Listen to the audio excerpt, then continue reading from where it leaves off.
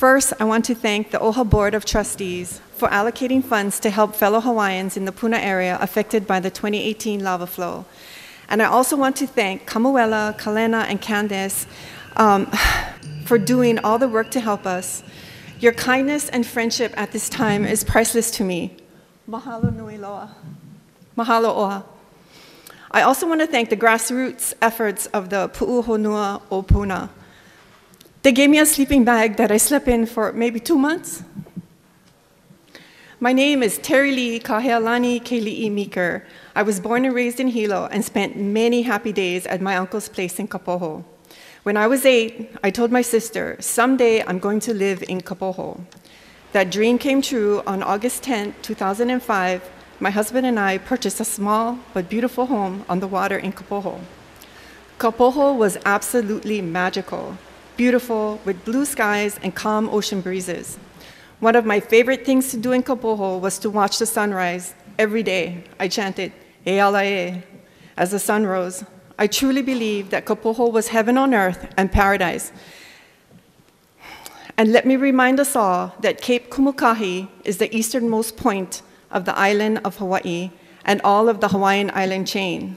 Cape Kumukahi lies at the end of the East Rift Zone of on the slopes of Kilauea in the district of Puna, near Kapoho.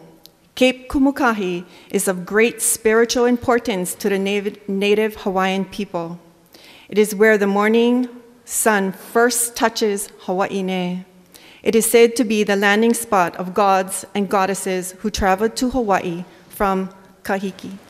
Several years ago, we purchased the neighboring Kapoho property from the Hayatsuka family that had large fish ponds defined by traditional dry stacked lava rock walls, with papio, nenui, palani, uhu, kaku, and many other different types of fish. Graciously, the Hayatsuka family had actually waited 5 years for my husband and I to have enough money to purchase this place. The house needed a lot of work, but the Hayatsuka home and pond property were going to be a retirement project and residence. We hope to use it to educate children and adults about ocean conservation. It was a beautiful pond. I missed my fish. During the day, on May 28, the electrical power and telephone to the Kapoho went out. Then, at 1:30 a.m., we heard loud noises coming from police vehicles and people calling out, "Get out now. The lava will be here in 4 hours." I grabbed my packed bag and my animals. My husband and I went door to door to make sure that everyone was up and getting ready to leave. We actually woke some neighbors up and made sure that they knew to leave. As we drove out of Kapoho, I stopped to talk to a police officer, and he told me that once you leave, that they would not let us back into our home. As it turns out, the flow slowed some that night, and later that week, we were able to return 2 more times and collect a few more items. I grabbed my photo albums, paintings on the walls, stuff from my grandma Emma, carvings from my Auntie Jane. I wish I grabbed more. On Friday, June 1st, the last day we were allowed back into Kapoho, I cleaned out my refrigerator because I didn't want to come home to maggots. How crazy is that? We actually believed in our hearts that Pele would save Kapoho and we would be able to come home. But the best thing I did that day was feed my fish. Then on June 4th, the lava flow came and it is now all gone. We were totally shocked and had a feeling of being lost, homeless, moneyless. I have heard that my home is 100 feet under lava, and we are now 1 mile away from the new shoreline. I miss my aina, hale, and sense of worth. They say that when one door closes, another door opens. Well, that is why I'm in here, to tell my story and help my fellow Hawaiians and the people of Puna.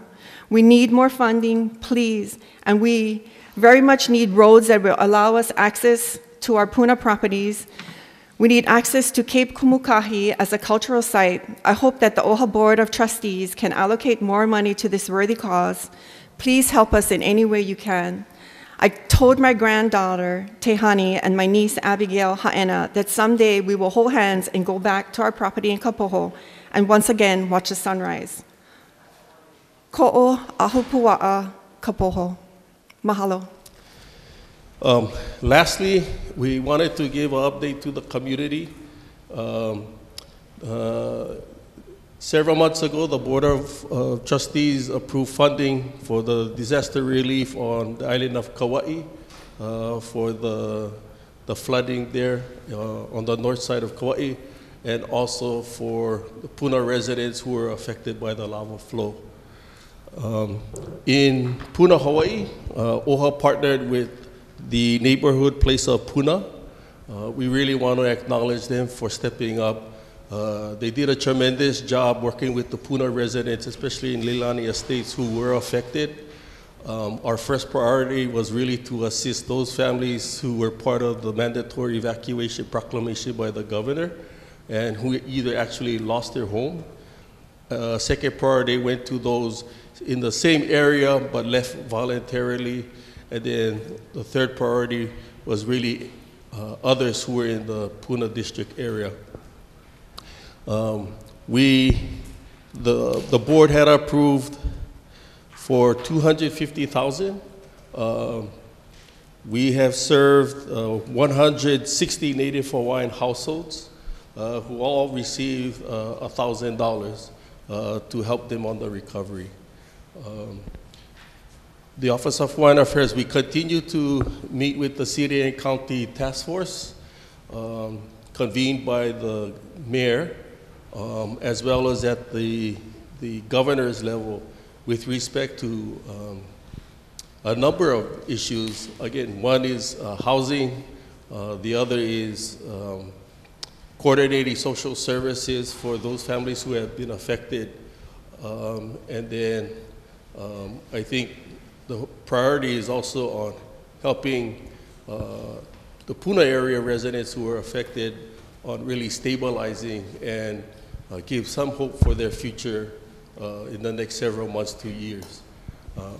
So we look forward to be part of those discussions. We already have, at least administration has, and we'll take some of the concerns that we have heard last night back to Honolulu as well as to the mayor's task force to express the need for advocacy for our Native Hawaiian people and community. That's the report for administration, Madam Chair. Madam Chair.